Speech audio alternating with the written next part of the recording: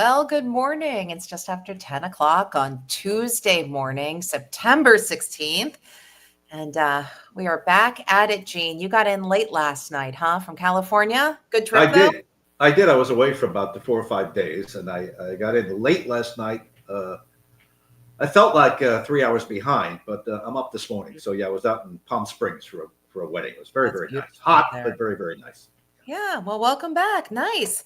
Good to be Not as here. hot out here. We're going to get right over to AJ Mastrangelo real quick for a preview of what we're looking at today. Beautiful fall-like day. So I'll take it. Gene, well, you were in California. I was on Nantucket, and it was spectacular weather-wise over the Nice. weekend. So, AJ, thanks for delivering. Yeah, Good you're morning. welcome. Most certainly. Good morning to both of you. As you can see, the sun is shining brightly behind me. There's a little bit of a breeze out there today. So we're actually watching an area of low pressure right now over the open Atlantic, just off the coast of the Carolinas. And this actually will be providing a little bit of a breeze and eventually providing some moisture in the form of some rain showers. So today we're all in the clear. Expect to see a partly cloudy sky. Temperatures very seasonal, well into the 70s. But then as we head for tomorrow, increasing clouds second half of the day. And then by nightfall Wednesday, could be seeing a few showers, especially down towards the south coast. Those will linger into Thursday morning, and actually some locations closer to the coastline, you are a better chance you get towards a quarter of an inch, maybe half an inch of rainfall. So we're tracking that. That's Wednesday night into Thursday morning, but by late Thursday and certainly Friday, expected to see some improving conditions. Last day of the work week, Friday, looking like the pick of the week. Temperature is going to be close to around 80 degrees, so it's even a little bit above average for this time of year. However, a cold front will also be working through on Friday. And what that means heading for the weekend, good news, it'll be dry with high pressure in place, but it's not going to be that same 80 degrees we see on Friday for both Saturday and Sunday. The weekend forecast more towards 65, 70 degrees, at least for Saturday, maybe a little bit warmer on Sunday. Do expect a bright sunshine, very comfortable with whatever you got going on, just maybe not a beach weekend at that. Of course, we are getting closer and closer to the official fall season. The equinox not too far away. So that's some cool things. Also things I've been tracking here at Storm Team 10. Recently, NOAA satellites actually discovered an island in Alaska. And this island was actually attached to the mainland by a glacier, but that glacier has been retreating since the early 1900s. And we've actually seen now that glacier leave the island itself. So a little bit of some desolation there. You can find all the information on that on our YouTube page and on that Turn to 10 weather blog. So some information there, but locally speaking, a nice looking forecast here as we continue these next few weeks. Just a few rain showers Wednesday night into Thursday. AJ, thank you. Yes, Alaska has more islands than Rhode Island. Yeah, we got a lot of coastline, though. I think we got about 400 miles of it. So definitely a nice day to get down there or whatever you got going on. Not too shabby. All right, AJ, thanks. Nice. Well, Gene, you saw, we're going to bring in Tamara Sacharczyk, Yeah. because she just put together what you said was a really great, hi, Tammy, a documentary about what was a kind of a cold case for a long, long time, right, Tammy? I haven't seen it yet. It's on my list of things to do. So, yeah, Gene, what did you think? Well, I just watched it. It was great. I mean, I lived a lot of that. I covered a lot of the Emery case post verdict. I was in court for the verdict, and then after that, the search. But it was a really good look back, and there were some things that I forgot about, and some things that I guess I never really figured out. But it's a great job, Tammy. So you and Brian Crandall both put that together very nicely for us. Tell us a little more about it. It's 40 minutes long. It's documentary form, right? Yeah. And so for people who don't know, it's, the younger people. I did not know about the case before people in the newsroom started talking about it about 6 months ago, which is when we started this. Adam Emery was convicted of killing Jason Bass, a 20-year-old, in what was really a case of mistaken identity. Somebody had sideswiped his car in Warwick at Rocky Point Park. He chased the wrong car, and he ended up stabbing that driver to death. It was Jason Bass. They later found out that Jason Bass wasn't the person who hit his car. So he killed him in a case of mistaken identity. He went to trial. He claimed self-defense, but he was convicted of murder. And after he was convicted, the judge actually let him out. So that night, his car was spotted on the Newport Pell Bridge, he and his wife. They were also spotted at one point on the Newport Pell Bridge, and then they just vanished. So justice essentially was never served for the Bass family because he never spent time in prison after his conviction, after he was found guilty. And the big question is, did Adam jump off the bridge, or did he run, and is he still alive out there somewhere? Gene, as you know, and Alison, as you know, his wife, Elena, her skull was found a year later. In fact, Gene had a first row seat to that because he was down by the water with an investigator when the skull was found, but Adam Emery has never been found. So this, like Jean said, we did documentary style. We went back and we interviewed people who we've been speaking to about this case for years. But what's really interesting about speaking to retired investigators is they know everything and they remember everything right off the top of their head like it happened yesterday, and they're willing to divulge more than they could have, obviously, 3 decades ago. So, Jean, I don't know if you felt like that was the case, but I feel like for the first time we learned some new things, or perhaps just heard a different description of how certain scenarios happened. Yeah, I forgot about money and bank accounts and that they were watching that. And I forgot that I actually interviewed her father. That came up while he was out at the scene. I was in court when the verdict came in, guilty verdict, and the family, her family, particularly the Roccos, just blew up in court, very, very angry. And then, but it was just a murder case. We cover a lot of murder cases. And I went home that night. I was eating dinner when I got a call that, hey, you're not going to believe this, but they found a car up on the bridge. They think it's them. And then the whole story took on, it became a bigger story, an even bigger story. Now it's a murder mystery. And nobody believed that they'd actually jumped. It looked like a setup, that they had taken off. They're in Europe, they're in Florida. And then we covered that for weeks and weeks and weeks. And then 9 months later, I was working on a retrospective story with Kevin Hopkins, the lead detective. And we are under the Jamestown Bridge on the Jamestown side where her family had set up The old bridge. The old bridge. That's right. It was the old bridge, a makeshift memorial to her. And sure enough, his pager goes off. That's how long ago. Pager goes off. You're not going to believe this, but there's a fishing boat coming in and they found the skull. So we get down and we see the skull in the net. He puts the skull in the bag. And about a week later, the word came out, that's her. She actually went in the water somehow. I don't know if she went off the bridge or she went in another way, but they pulled her out of the water. They never found him. So that's why this enduring mystery continues. Mystery under the bridge. That's what it's called. Yeah. And what I thought was fascinating about my interview with Jean is just how captivated Rhode Island was by this. They were so entwined in this mystery and finding out what happened, especially after they found her skull. Jean was telling me that bones started washing up all over the place, and people were physically bringing bones to NBC 10, giving them to Jean. Yes, Jean, you can tell it better than I can. Well, I remember this distinctly. After the skull turned up, now the bones are popping up all around the bay, and so somebody brought a bag of bones into me. So I trust you. You be the custodian. You bring him to the medical examiner. We did. It turned out they were prime rib bones from a Newport restaurant. So, which is not unusual. Just from the trash or whatever. But who knew at the time, right? Well, who knew at the time? This is the frenzy that the whole state was in. And then your piece, Tamara, reminded me. Unsolved Mysteries did it. America's Most Wanted. Dateline do it. Dateline did it maybe more than once. Every network newscast. It was a big, big story for a long, long time. Yeah. Yeah, this was before my time because I moved to Rhode Island in 2002, but I heard of it, obviously. Yeah. And what's crazy is although Adam Emery has officially been declared dead, and that was mostly to free up, finances, bank accounts, houses for his family, he is still on the FBI's most wanted list. And at the end of our piece, we asked every single person we interviewed, do you think he's dead or alive? And every answer was so different, and every person was so convinced with their line of thinking. Wow. There's still a lot of people out there that will tell a lot of different stories. From he's alive, he's living overseas, to no. It's logical to think that, well, if you found her, I assume he's somewhere, just hasn't surfaced yet. But I think Kevin Hopkins, the lead detective, says without the body, without the evidence, it's an open case. And then the FBI, you reminded me of this, Tammy, surprised us. It wasn't that long ago. They put out an alert. Yeah. Looking for Adam Emery, a wanted poster. Well, what does that mean? Yeah. Is that typical that they just bring these news here? back up again? Yeah. Them, they won't release anything about an ongoing investigation other than to tell you we are still investigating. He's still a wanted person. So that's all we really got from the FBI, but the case does remain open. Yeah. Wild. Fascinating. So I'd encourage you to watch it. A good 40-minute recap of the whole story. On my list.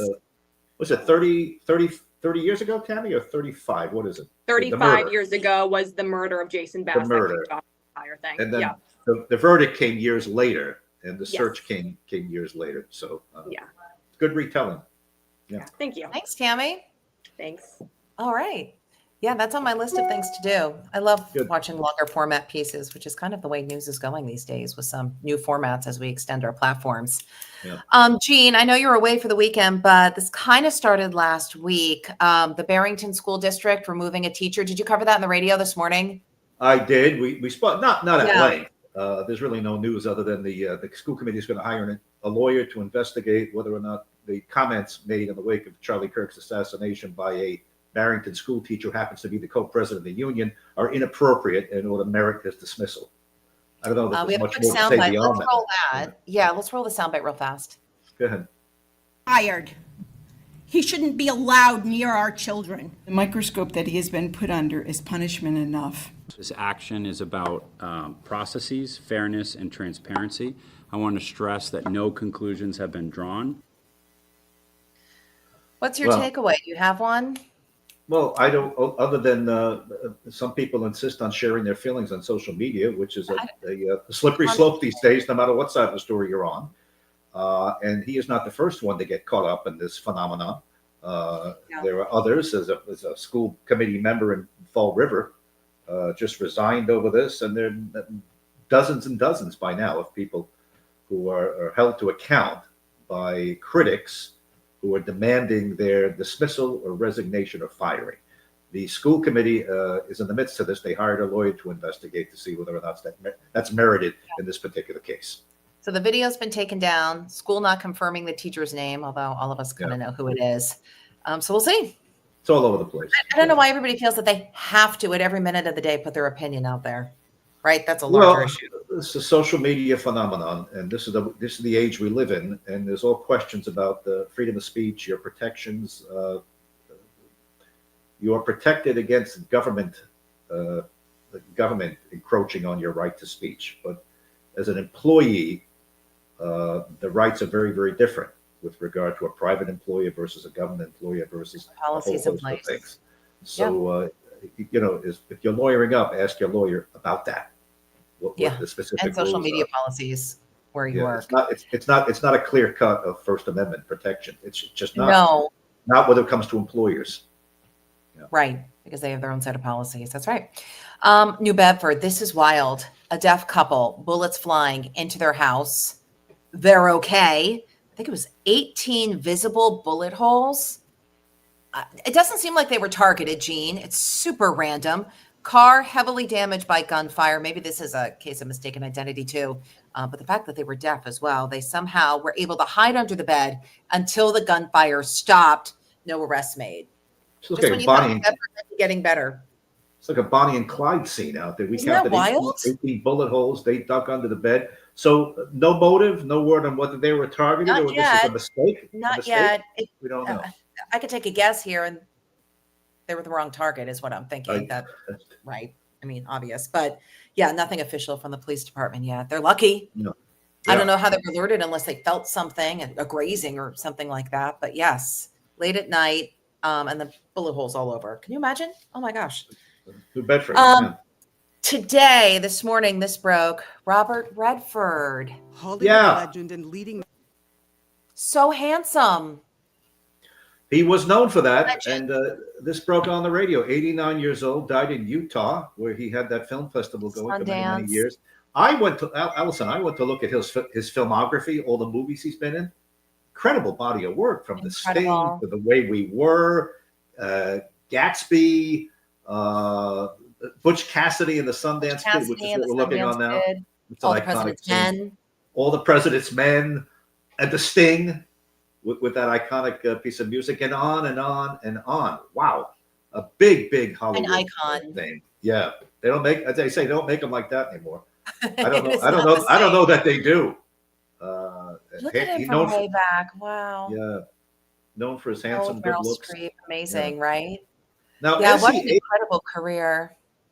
as he aged, Alison, it looked like he just aged naturally. I didn't. Yeah. I don't believe he. What a went concept these one- days, huh? No, I don't think he underwent the whole Hollywood save my face routine. No, He deep just seemed to plane age gracefully. facelifts. Yeah. Wait, what were they now? Deep plane facelifts? I can't even keep track. Yeah. So, wow. Yeah. Yeah. An incredible body of work. Yeah. I want to say that broke around 7:30 maybe this morning. Yeah. Just really incredible. And Lori Salinger, who works with us, she produces at 7 o'clock, and she knows her stuff when it comes to movies and Yeah. film and plays and musicals. And I think she said she interviewed him way back. So we'll probably dig that up for your show later tonight at 6. And his parents, the father is, I believe, originally from Westerly, Rhode Island, and his mother and father are buried in really? Westerly. So a little Rhode Oh, Island who connection. knew? Yeah. Okay. Wow. Yeah. There's always Rhode Island connections, we'd like to say, right? Yeah. Yeah. A little bit of hard news. We got a report today from your favorite topic, the Housing Crisis Task Force, problems and potential solutions. All right. Well, I would assume that a report from the Housing Crisis Task Force would indicate a crisis with Yes. recommendations for more affordable housing and the usual line of things Here that are we've the been hearing numbers. about for the past 3 years. 16% this- is a lot. Correct me if That's I'm a wrong. lot. This is put out by the Providence City Council. Yes. This is a task force within the council itself. So this is the report they're putting out. There have been more than 20, this gets me, more than 24,000 evictions since March of 2020. Now, you do have to realize landlords have increased costs as well with inflation and everything, but 16%, usually when a landlord raises rent year to year, which is typical, but it's also at their discretion, depending on who their tenants are and what their philosophy is in housing. But usually it's 2 to 4%, 16% is a lot. Now, counter that with Providence, where real estate taxes are going up. Yeah. I don't know if that had to play into it. But homelessness or the unhoused rose by 35% against that 24,000 number in 1 year between 2023 and 2024. Well, That's a lot. And that's just Providence. I think we want to accept the figures at face value. It's from a housing crisis task force. This is what they're finding. I suppose we can go out and do our own homework and do our I own have a studies. little bit of We're not insight gonna- into this. We're not going to do that, but this gets into the issue of rent control, rent stabilization. Rent control. Uh, What about public housing and vouchers? Vouchers are given out to people who might be low income, or in the day, Gene, if you had a disability or you were unhoused, you'd move up the voucher list, which essentially will pay 2/3 of your rent if you're in need. Yeah. I can tell you they're handed out by housing authorities. And I had to make a phone call to the Pawtucket Housing Authority a month or so ago when I was working on a project with advocacy. And their wait list for the city of Pawtucket alone for somebody trying to get public housing or a voucher, more than 20,000 people are on that list.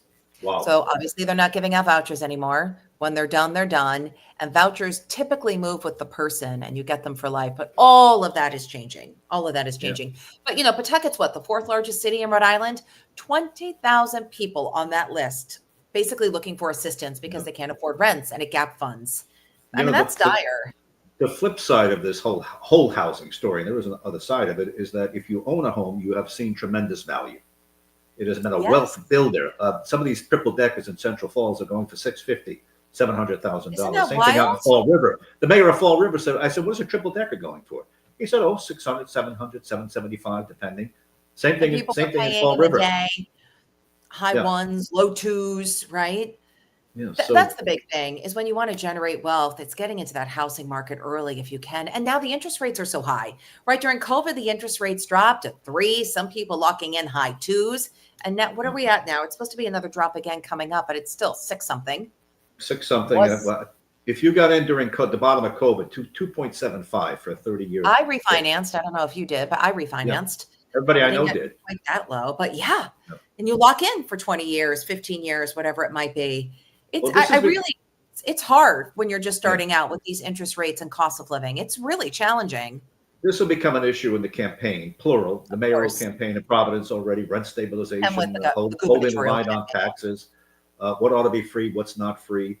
Governor McKee will tell you he's been an advocate of affordable housing, right? He's got the mandate. All 39 cities and towns have a mandate to come up with at least 10% affordable housing. I know the town I'm in, East Greenwich, I think has maybe surpassed that by now. They've built several different complexes. Other towns are dragging their feet. Some South County towns don't want it. They don't want to be told what to do. Johnson has pushed back, saying, we have enough. We're fine over here. North Providence says it's got a density problem, doesn't know where it would put affordable housing. So this is an issue for the campaigns coming up plural. Oh, sure. And it's already gotten a little bit of little nasty between Helena folks and the governor, to be expected. And we have a year plus to go. Isn't that fun? And then, Sacharczyk, that's the big news of the day, is whether or not Sacharczyk is going to jump in at some point and either win, it could be a little bit of everything, right? I saw the Journal today had a quick blurb on that if there's a 4-way primary, McKee has a path to victory. Slightly. So that's that whole philosophy of splitting the vote, kind of like what happened last time between Nellie and Helena, you could say, right? Yep. Oh, don't remember Nellie. Remember last time around, Nellie Gorbea was the favorite. Everybody thought Nellie Gorbea was going to run away with it. Until at the very end of the campaign, she had those issues, and then it was that split, right? She was so far ahead of Helena in the beginning. Well, that brought us Sabina Matos as lieutenant governor because McKee was looking for a way to dull the impact of the Hispanic Every day vote. counts. Yeah, it's a long road. So Nellie Gorbea was the favorite. Going to take it. She was until what, 2 weeks out? Yeah, maybe not 2 weeks, but right to the end, and then it kind of blew up on her. Yeah, that was wild. She's in Puerto Rico now, I believe, right? She is. I think she's got a government job in Puerto Rico. Okay. Let's see what else. Did you? Okay. I love that they named the emu Walter on the loose. Who has emus? Like, why are emus hanging around? That's one of my questions. I only see the emu in the Liberty insurance commercial. Right. Emu the emu. Is there another one? Is there another one in the news? They go 30 miles an hour too when they get going. Since I was on vacation, why is this one in the news? Explain it to me. Because people love to take videos of it and think it's crazy, and an emu should not be on the loose. Where is it on the loose? This is in a Sandwich. It's on the Cape. Okay. So it is local. Look at this thing. It looks like the commercial. Look at it. Lulu the emu. I don't want to get up against that. Yeah, on the loose. I don't know. I bet they could kick. Through 2 towns before finally being captured. Yeah. It already jumped 2 5-foot fences. Yeah. That's the big story. Big story on Action News. Big story of the day on Action News, right? All right, and finally, Ed Sheeran's coming up with an album called Eject. So when he passes on, it will be released after that. At first, when I was reading the story today, I'm like, oh, wait a minute. How in the world is he he's too young to have his last album. But yeah, he's already planning the last when he can't record anymore. So he already put it in his will, and he's going to let his wife choose the track list. Oh, so in other words, Eject. So he's recorded tracks, put them in the vault and to be only opened after I pass. Okay. Well, now this is deliberate. It happens inadvertently, right? Michael Jackson gave us a couple of tracks posthumously. And Whitney Houston, all her remakes, all her techno remakes. Tupac had a lengthy body of work that came out after he was killed. So maybe it deliberately is unusual, but alternatively, this has happened before. Michael Jackson recorded. I think it was a track that Paul Anka. But it wasn't planned. I don't think. Right? This is literally planned. Stuck in the vault. You got to imagine the good stuff has come out. That's the stuff in the vault. Some newscasts for after we move on. Well, that's a good idea. Don't give them any ideas because they'll have us doing that now. I'll be doing stories we predict, stories that stick the test of time. Yeah. Oh my gosh. All right. What else can I tell you? While you were away, do you remember Billy Simus, who does Funny for Funds? We had him on the Sunrise Show on Friday. I think you had already left. He actually runs CPR trainings and ended up saving his wife. It was all actually caught on camera in the house. She was cooking and choked. It took 16 plus thrusts, and he saved his own wife's life. So that was wild. We had that on last week while you were away. Wow, 16, huh? Yeah. So it's also CPR Awareness Training Month and all that sort of stuff. So we're trying to do more of those stories on Sunrise too. That little news nugget that you can use, but also, by local people will recognize. It's funny because Billy does so many trainings and sometimes in his house that the kids at first thought dad's just training on mom and then realized, oh no, she could die. Like she's actually choking, but he saved her life. So we had that. He'll talk to you on the radio if you want, now that I think about it. I'm mentioning that because he's texting me right now about something. So, but yeah, busy week. It's already Tuesday. Yep. Just some fun colors today. You want to hear about my trip to Palm Springs? Yes. I heard a little Hot. bit, but give me more. Very hot, but I like it. It's a desert. It's a whole different kind of a vibe out there. And Sinatra's buried out there in Desert Memorial Park in Palm Springs, so I went to see his grave. Simple little black stone. There you go Francis again, Albert visiting the Sinatra. cemeteries. And somebody said you ought to do a show on this. Okay, this is turning into a thing.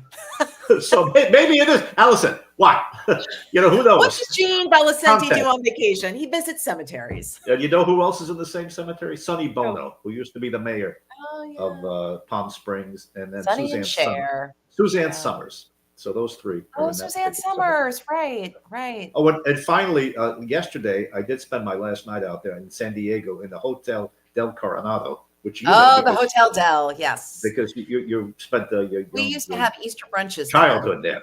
Well, let me Yes. tell you that place was old and tired. It has undergone a $500 million Really? renovation. Oh, It nice. is spectacular. It's the Wow. inspiration for the Grand Floridian in Yes. Florida, at Disney World. Yes. And it is Okay. absolutely, now it looks almost better than the Grand Floridian. It's that amazing. Wow. Yeah, we used to do But- Easter brunch there when yeah. I was growing up.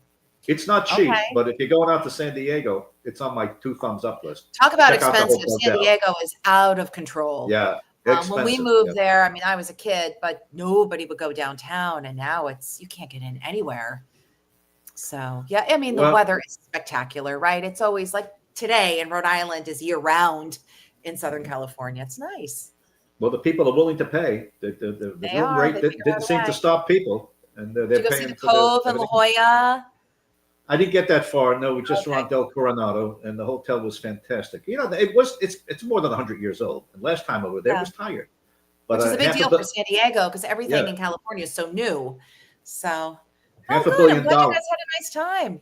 Yeah, $500 million well spent. Who on owns amazing it? restoration. Hilton. Oh, it's a Hilton property. Hotel. Okay. Yeah. So. Okay. Wow. Nice. Well, welcome back. Yep. Good to be back. It's fall. It's good to be back. And I'm teaching yoga on the field at Rhode Island FC on Sunday. If you feel like an early morning class, the proceeds benefit the nonprofit I run. So we'll be You're doing gonna- yoga on the pitch, Right on the grass. right on the field. Yes. Wow. Right on the That's field. good. So, Take some video for the next time we do this. okay. That sounds right. fun. We'll see. I don't know. That's like another lane for me. It's kind of over there, but it should be kind of fun. We'll see if Chip, your favorite mascot, does it with me. Yeah. Well, I think we beat up Chip enough. Chip's a nice guy. Oh, yeah. He makes the rounds, let me tell you. He gets around Rhode Island. Somebody So- bought the sketch. Somebody bought that sketch, and you're stuck with it now. So there we are. I like Chip. All right. Well, have a great day. We'll see you All on the right, you news too. tonight at 6. And then, more good to come this week. Sounds good. See you on the radio tomorrow too. Ciao for now. Bye.